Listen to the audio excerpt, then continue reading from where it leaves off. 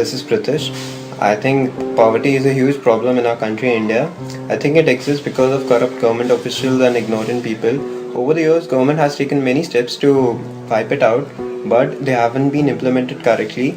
And because of that, poor people have become more poorer and rich have become more richer. To eradicate it completely, I think steps have to be taken at various levels.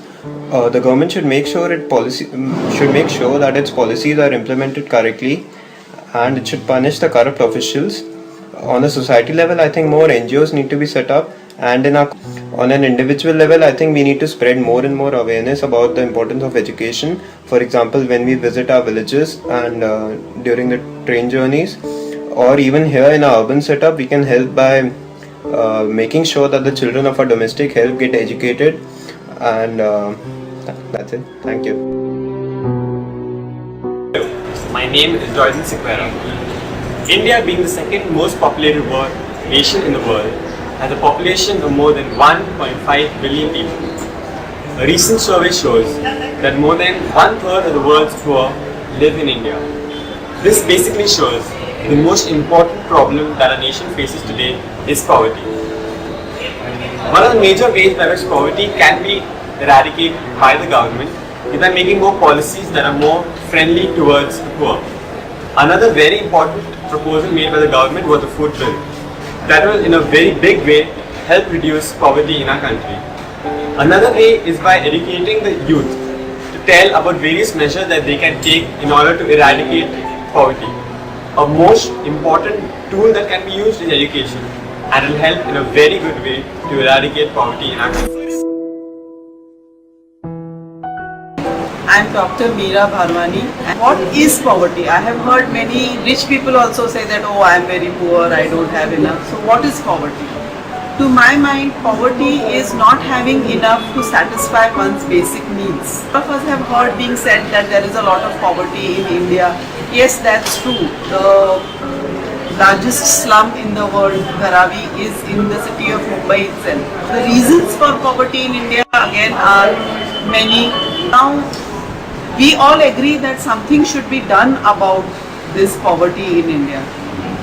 Because India is a democracy, and one of the yardsticks by which the progress of a democracy is measured is the level of poverty and the rate of its decline. So if poverty is not declining, that means our democracy is not progressing.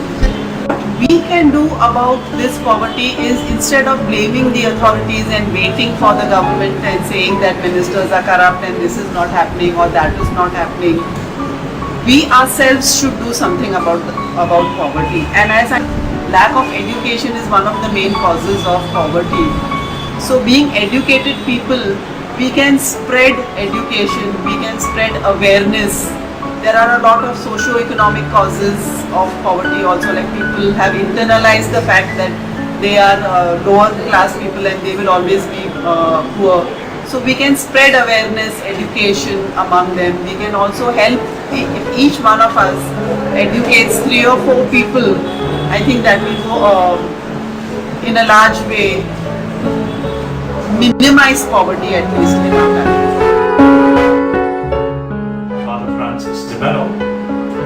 And I'm quite taken up with this topic that you all have, which looking at the fact that you are engineering students, I would think that there are surely many other ways of doing it, but one of the main ones would be using your creativity to produce things that people need at a much more affordable rate than today's technology normally does. You'll find most of an industry works towards getting just as much money as they can out of it. So many of the things that people need are very expensive, including, for instance, engineering education. Now, is it possible to produce things at very low rates? Today there is the whole open source movement, which is the idea that if we use our brains, you could produce things and actually make them available free to the world, and have enough people then contributing to you to freely to cover all your costs and keep the thing running well. I think that this is something that you as students should be looking at. Can you really redesign a lot of the things that people need using the best of technology but keeping the costs something that everybody could afford.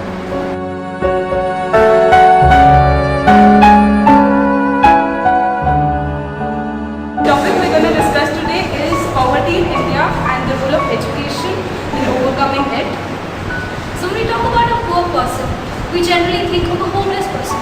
A person who has no money in the bank, no home, no house to live in, no access to good facilities or luxuries. But we fail to understand that a poor person also has a lack of opportunity in his or her life. If a poor person has talent, has potential, still he or she does not have the chance to come forward in a modern city, in an office background, because he does not have the qualifications to sit with those interviews. So our point today is that if a poor person is given the opportunity to study in that environment where he or she is accepted and allowed to grow, then that person too can perform well in an office environment and come out as a full human being. We live in a society where money talks, where influence takes you ahead. So whatever happens to that person who is not born into a rich family, is that person doomed to be poor for the rest of his life? But that's wrong. Because education is a great leveler. Your classroom is the only place where hard work is the only factor that takes you ahead. A person who studies well, who understands the concepts well, is automatically promoted to the next class. And that in turn opens new doors.